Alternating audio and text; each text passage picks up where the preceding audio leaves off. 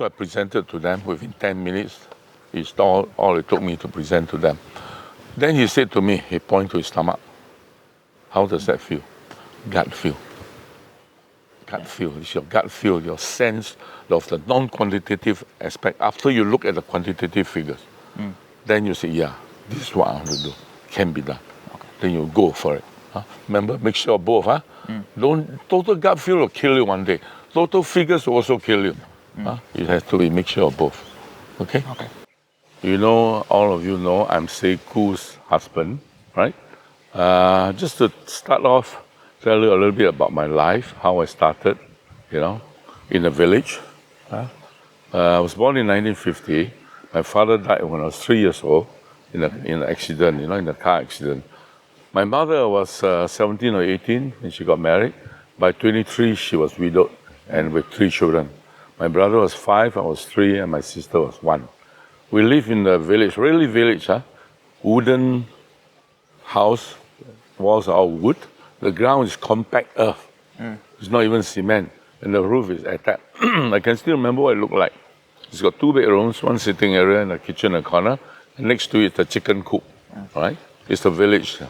And I can clearly see what the place looked like still. Walk further down, there's a pigsty. And then the standard system is this. You wash your pig shit, it goes into a pond, collect the shit, and that's kept to fertilize your vegetables. So further down is a vegetable patch, right? And my life consists of cleaning the pig shit, feeding the pig, cooking pig food as well, all right? And planting vegetables. And of course putting fertilizer, the pig shit on the vegetables, right? And there's a river further down where we catch fish to sell. As a kid, I always remember that about maybe 6 years old, very money-minded. I always wanted to make money. So what happened was I got my mom to agree. In the vegetable patch, there's one private plot, my own. Okay. So whatever is sold, the rest, the family gets the money. That patch privately mine. And then I'll go and catch fish to sell. Okay. I bet none of you know how to catch a eel. Oh, very slippery, right? Yeah. How? It's very slippery. Like that? No, you can't. You put sand in your hand, you grab it, and you catch the eel. And you can sell the eel.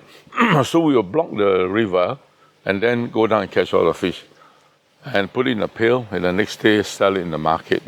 And till today, I don't know how a freshwater fish that is able to walk on land in the sense that you move it. Like a mud skipper. Yeah, like a mud skipper. But that is quite pricey. And that's the one that always gets away in the night. Even though I put a brick on top of the pail, somehow it will get away. You hit yourself and get away. Anyway, that's one side of the story. So, so besides that, I also had to make ice cream, all right? Because my uncle, we were staying in the house with my uncle, my mother, and 3 of us, He sells ice cream in the school. So we make the ice cream at home. It's a square metallic tube, and both ends are tied by an old, bicycle, inner tube of the bicycle. You tie it, and then you pour the liquid, which is from coconut milk, and whatever flavor you put in, and you seal the other end. And then you put in this huge barrel, those wine barrels that you see in the pictures.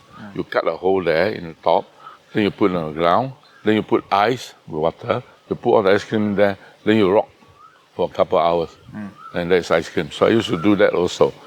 And then my mother, can you imagine, uneducated, suddenly the husband didn't come back, that's it, no?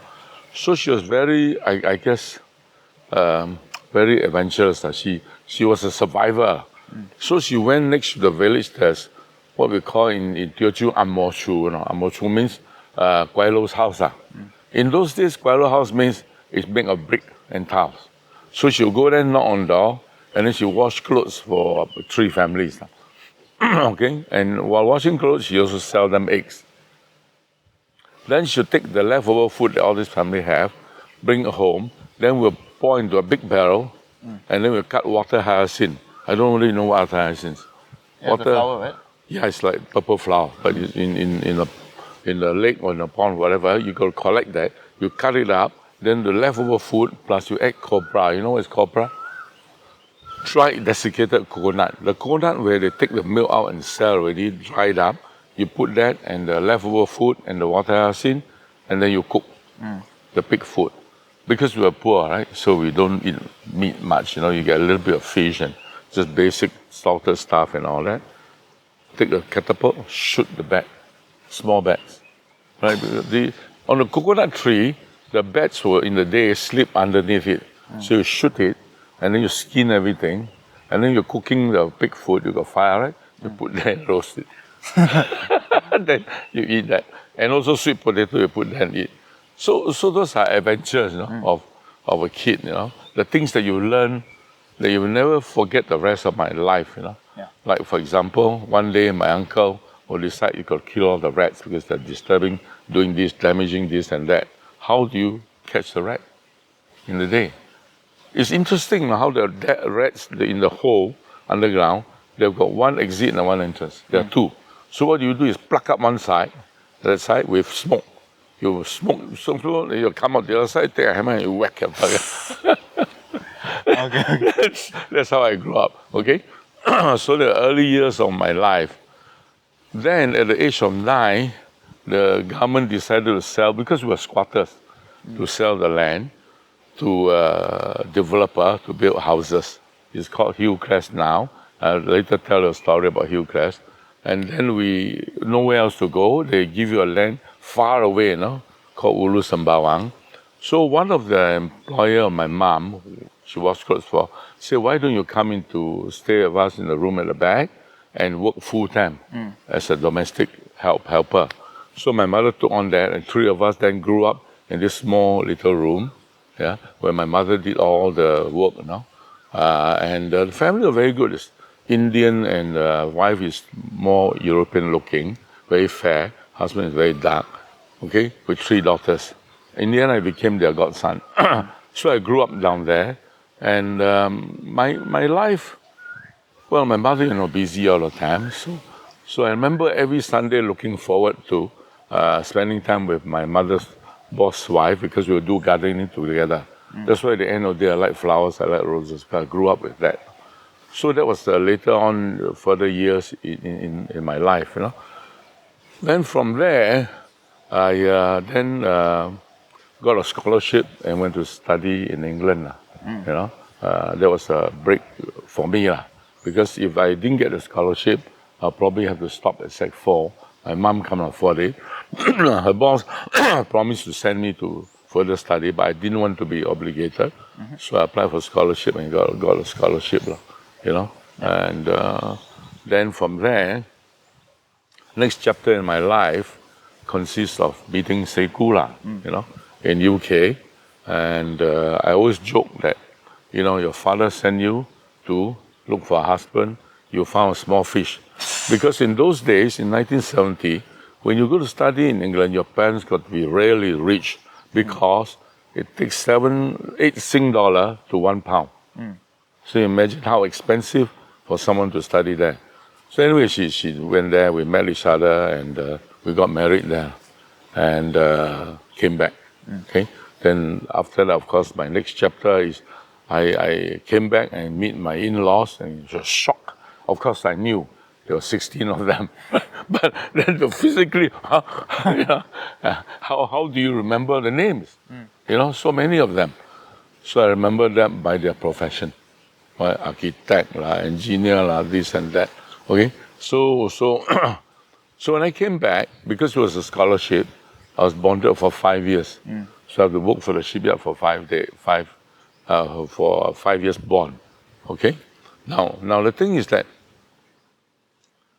again, as a young man, that's why it's also relevant to you. When you start off, what are the things how should you behave? What should you do?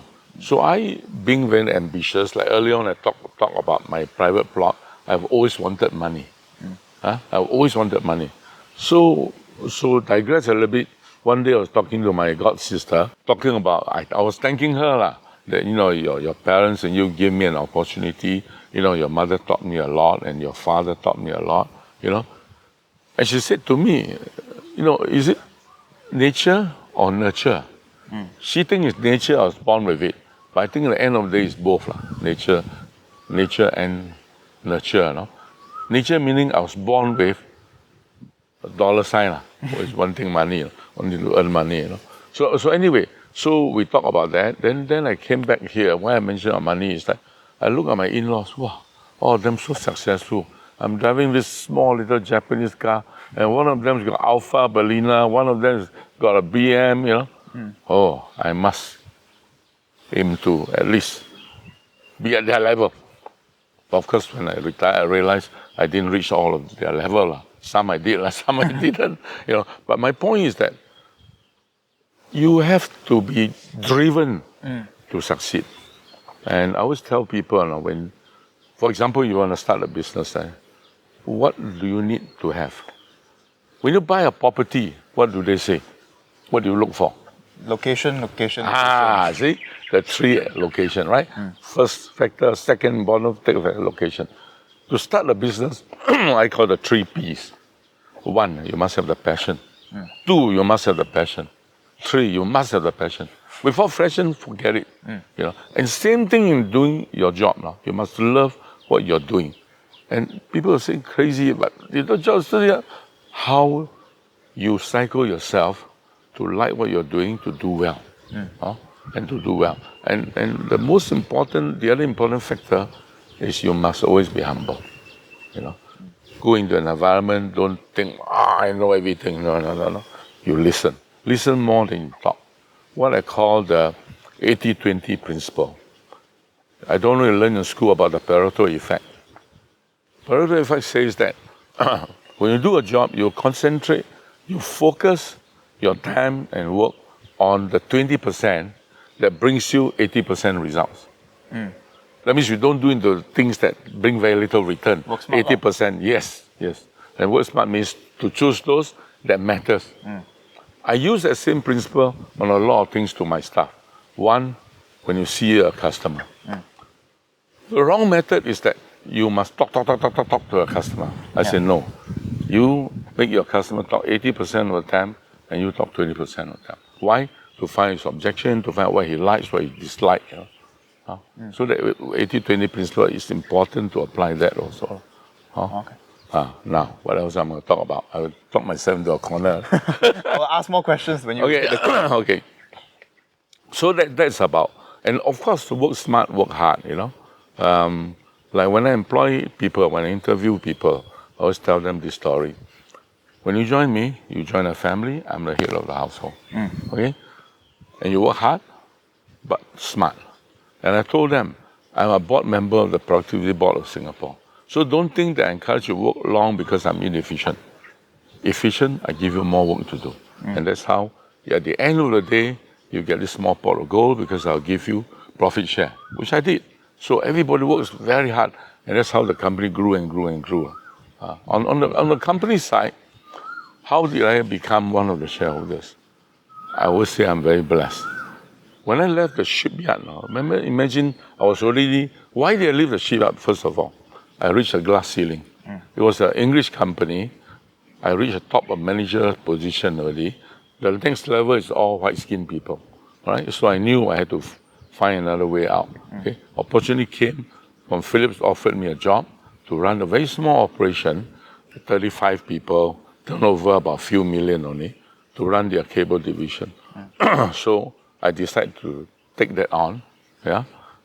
Then, that's why I say blessed. 1.5 years later, Philips decided to sell the cable division. So my 2 bosses in Holland flew me to Holland and then talked to me about it. Right? We're going to buy the company. You join us, we'll let you buy shares. But I said, I got no money. So no, we'll give you 5 years to pay up your share. All right? Or you can stay with Philips, they'll give you another position. Of course, I decided to join them. And they gave me a very fair scheme, where there's profit share. Now, that's where you see you come in, when I talk about passion. I had the passion because I wanted to make something out of my life. Okay? So I worked very, very hard. The profits went from normal 150,000 to 1.5 million. It went on and on until, of course, much bigger than that. So within 3 years, I paid up my share. Okay? And from there, we just grew and grew and grew to so many companies, all using our own profits to grow. So therefore, again, the passion to want to grow, to want to do more. So when I retired, I had 1,000 people working for me. When I left Philips at the time, it was 35 people. So imagine the size, and like 9 companies in Asia Pacific. All from the money that we make, we grew. The shareholders didn't put in more money. So for my generation, we have all opportunities available because we're not financially limited. Yes. And our parents pretty much say, whatever we want to do, can. Yeah. So how do we develop that passion? Because some people, they don't fall behind, but they stay. They figure out something, they stay. And for you, you have something that keeps driving you to be more and more successful. So how would we develop that kind of passion? Yeah, that's a very, very challenging question, Sean. It's very difficult for me to sometimes understand what my next generation is, So to me, I figure at the end of the day, again, going back to nature versus nurture, right? I think even though I've come across kids whose parents are filthy rich, but I can see they're still driven. So that is the nature part, you see. The nurture part are more difficult now, even because those parents who feel that, okay, they don't have to work so hard, then this kid is not going to be nurtured, you know what I mean? It's not possible. But only way, of course, is people around you, yeah? So the nature part must be a starting point, in my view, I have seen, for example, I've seen on boards of company where the kids now, because the parents make it, they own a listed company, and the kids are what I call Asia, They don't come to work that hard. They're not really interested. Now, there are also that type of family. So they're born with it. That situation in this company that I mentioned, I can't mention their name, is both nature and nurture is back. So your only hope at the end of the day is nature is there. The nurture part helps to grow it. But it's difficult. It's difficult. There will always be people who are called Asiakia in the sense that, born rich, at the end of the day, don't want to work. I mean, let's face it, in your own Lim family group, there are people who are not really that ambitious at all because the money is there. But there are some that are still, wanting to get somewhere. The sad thing about those who, what they call, last time my eldest brother-in-law, K. Lim, always say, what else? At the end of the day, most difficult for Asian society is to have more than 3 generation wealth. Yeah. The 3 generation end because the second generation just spend. Like we say, nature, lazy, they want to do anything. Third generation will start again. Sad, but what to do? There's nothing much you can do about that now. So the Singapore government, for example, is very aware that the next generation is not driven. So they have to create a situation that more can be driven. You cannot change everything, of course, but you create an environment where you somehow motivate the people to want to do more. So I don't know how to answer the question. Actually, it's almost impossible to answer short. Really. I mean, because I strongly believe you must start with the nature part.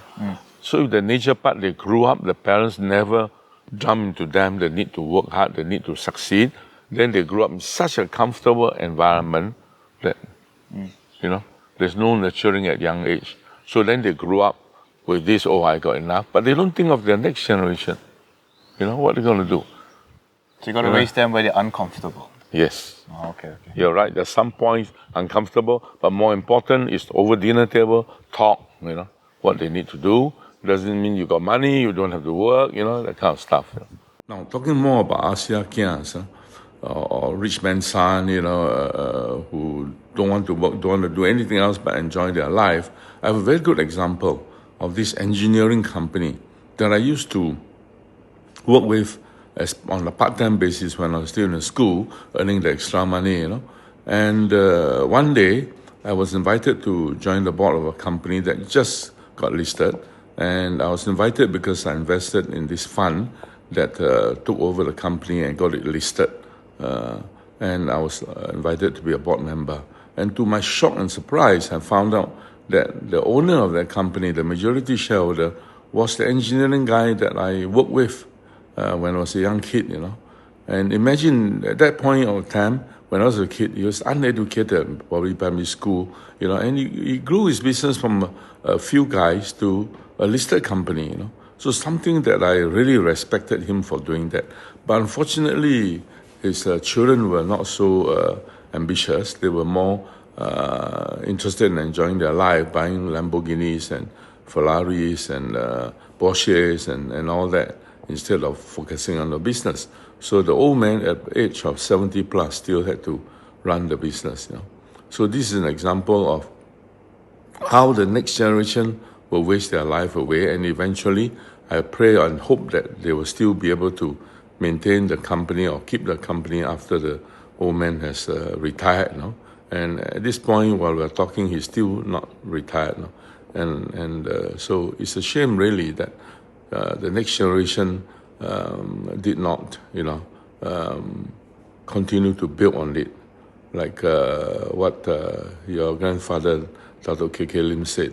The 3-generation cycle of Asian business owners, and his aim was try and break that. And I think it is a relevant point. It's a weakness of our culture and our society. Would you recommend doing something with low pay but good career growth, or you start something good pay and then like short-term gains, or should I do something that I'm more passionate in? Because with passion, you can do it, but then there's not much career there, or something that's a lot more difficult, but then you can see a lot more future in it. Whatever you do, I'll go back a little bit more now about my life. Mm-hmm. When I was your age, I started work. I have a 5-year plan for myself. Mm-hmm. That means in 5 years' time, I must be at this level in a company. I must earn this much, and then I work towards it. Okay. So always take the longer term. Right? And the longer term sometimes means shorter term sacrifice with a long-term gain. So when you work in a company that you see there's a glass ceiling, get out. The idea, get out. Because 10 years later, you'll still be there.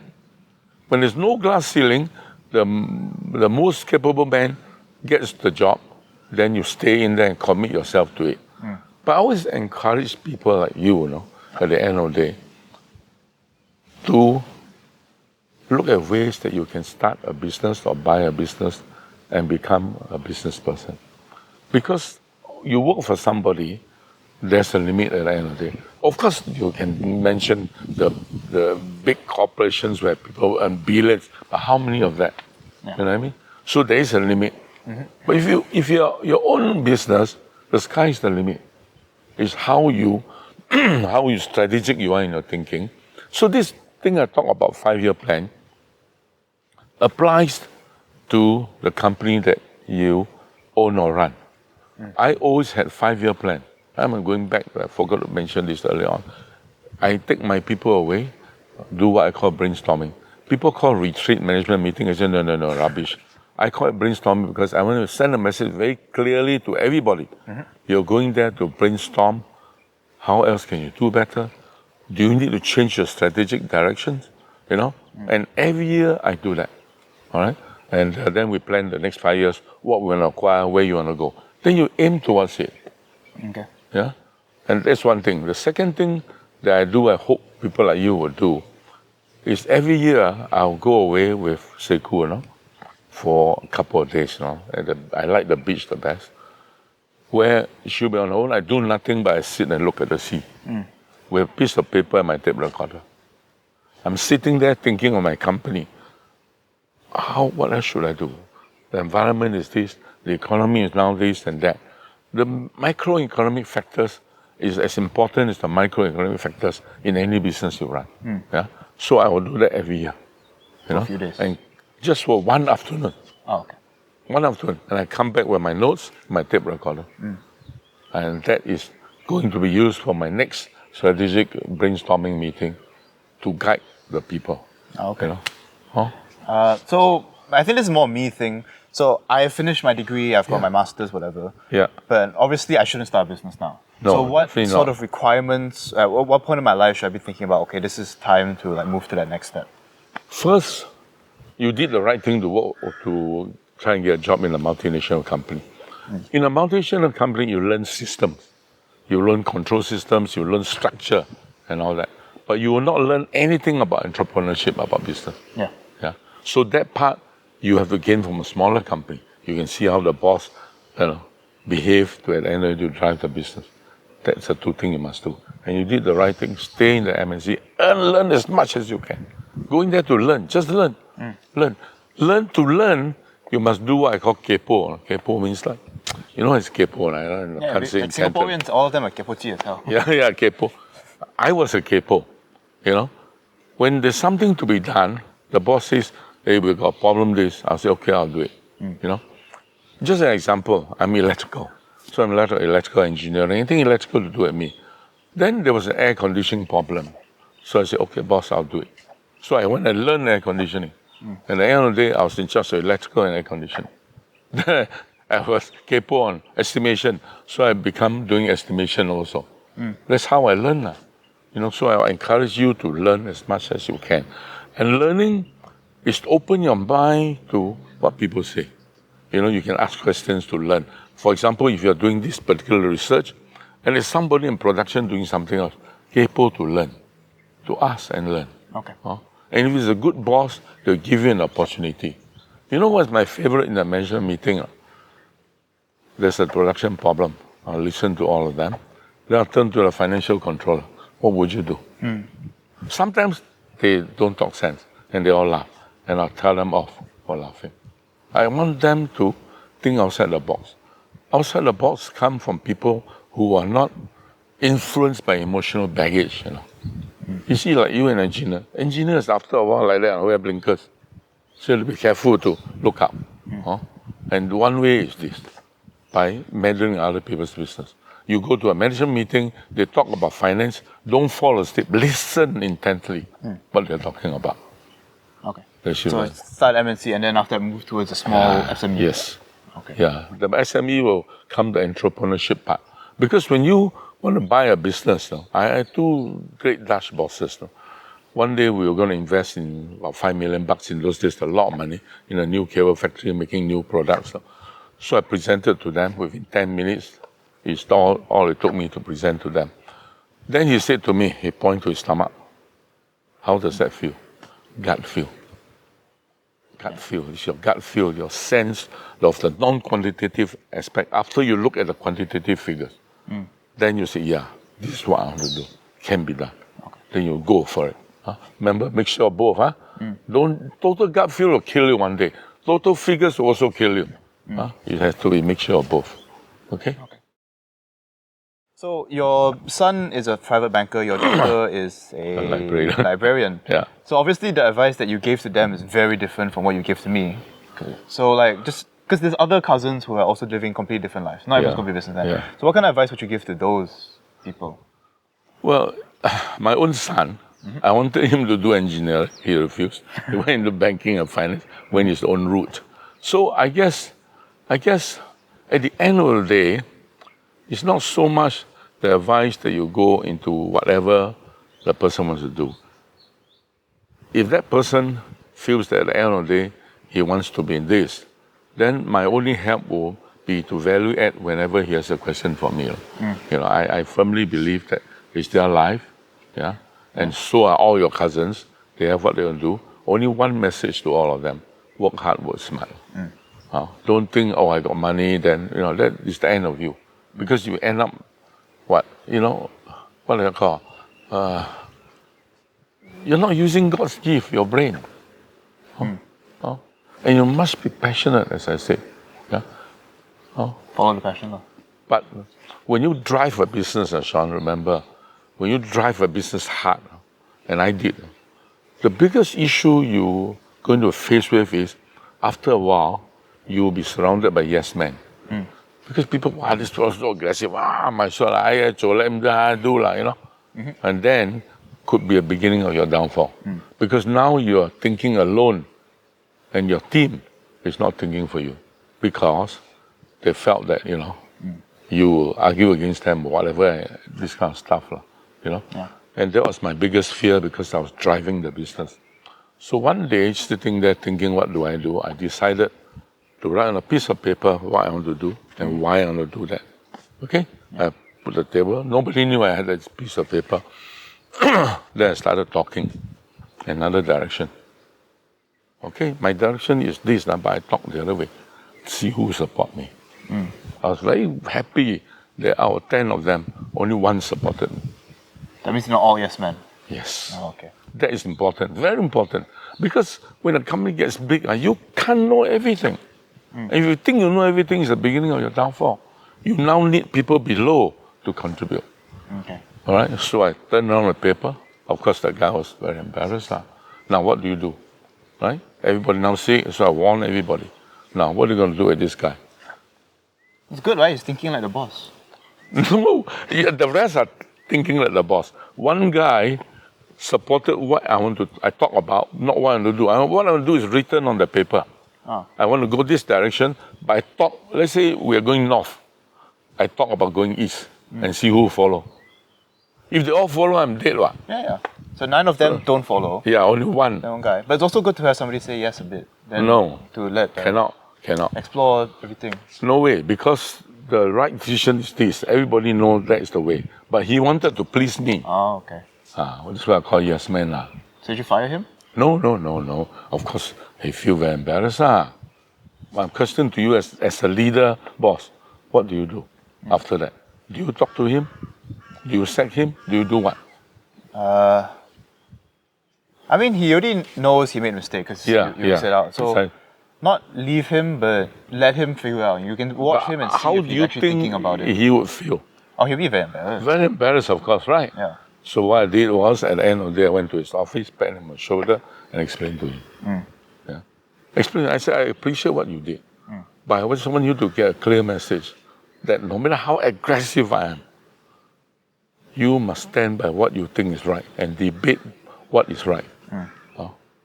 And of course, if you have a reason that is not quite right, I got a better reason, then you listen to me.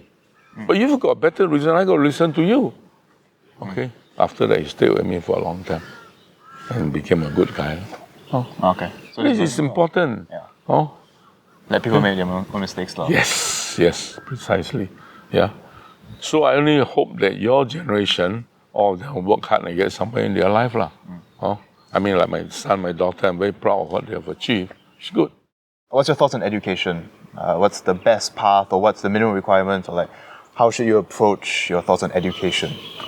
I think the world full of different people. That's how God made us. We're all different. No? Some would like this, some would like that. So I'm prejudiced. No? I always feel that whoever it is, start off with engineering first. Because the most important thing engineering taught me is rational thinking. And at the end of the day, how to break down a problem into parts to solve it. Then after that, move into commercial, move into whatever your love is. Your love at the end of the day might still be engineering. You're happy being a chief engineer. Fine. Each person have got their wants and their needs. Some just aspire to reach the number one position. And to reach the number one position, the engineering path to me is the best. You move then on to commercial. Yeah? And when you move to commercial like you did the masters include financial areas of management. So you now got technical, you got commercial with marketing, and you got the finance part. Yeah? So that's the way you go. So at the end of the day, ultimately, what you want to do? Like my daughter, she's happy, I think. She moved herself up to being a director of library board, a very good achievement, which is non-engineering, is more a service to people. So then her way of setting up things is more to serve the people. My son, in a way, private banking also is to serve people. What did he call? Told me one day, us licking the rich. He wasn't living out of that. So that depends on, at the end of the day, what you think your love for is. Like you start with engineering, go commercial, and learn about finance at the same time, all right, to get your way up. But of course, at the end of the day, you might say, no, Uncle Renny, I'm only interested to be a chief researcher. Fine, nothing wrong with that. It boils down to how you manage people, how you motivate them, how you build a team, regardless of which line you're in. I'm sure my daughter has got her own management team. How she built her team, how she motivate, There's small little things like she did, which what I did. I'm very proud that she did that. When I go away in the early days, I always buy small little things for my staff. And my daughter does that for her staff. This is how you build a team, build rapport, build atmosphere where people enjoy working. You see, when I was a young man under training in England, because my course includes 6 months training every year, this old English man every day would drum into me until I was quite tired of him saying that. But because he did that, it stuck in me. He says, young man, he called me lad, you get better milk of a contented cow. What does he mean? That means your workers should be happy to be. They perform better when they are happy. Yeah, they perform better when they are motivated. Yeah. Okay? So remember that, motivate people. That's important. Don't go in there, I'm a big boss. Then you're dead. Yeah. Okay. Yeah. Okay, last question. It's all kind of the same. But do you have any more advice for my generation? For your generation, if you're fortunate enough to have a very comfortable life and know that at the end of the day, financially, you don't have to worry. Yeah? My advice to them is sit back, reflect on your life, and try and get going and do something to value add to whatever you're in. That means if your parents leave you 10 million, grow that to 100 million. I always tell some of the people, I don't mention name, is that if you grow from 100 million to 200 million, I'll respect you. But after 10 years, you remain 100 million, I got no respect for you. Huh? Okay. So my advice to all of you is don't waste your life away just spending money. Find a way to earn, then your life is richer. A non-materialistic stand, then you see, you take me, for example, I look back, I'm very proud of what I've done. But if you don't do anything, you look back at when you're 50 or 60, I'm sure you'll find disappointment because you say, yes, financially I'm okay. But what the hell did I achieve in my life? I wasted my life away. Yeah. So I hope your generation don't do that. Okay. My hope is that. This is the weird part. This is me very specific. Should I take over my family business? Is that the better option, or making your own path through your own skills and whatever? It's very specific to me. I understand that. No, but you see, Sean, whatever it is, if you're lucky enough to have your parents going to leave you a business, go in there and make a difference. Don't go in there and do what they did, because they're older generation. Even newer generation, thinking different, the environment is different. Go in and remodel the company, restructure the company, and make it grow. Then I guarantee you, 20 years later, you look back. Okay. Silently, I'm proud. Like me, I'm proud. I mean, I'm a village boy, the son of a domestic helper, right? I have what I have, Yeah. right? Because I wanted to get somewhere in life. So just because your parents are rich doesn't mean you don't need to want to get somewhere in your life. It's just that you start at a higher level than me. That means I need to make 200 million Yes, instead of that's 100 right. million. Yes. So I start from zero. You might start from a base of 100 million and build it. Okay? Okay. Thank you. Yeah, thank you. Yeah.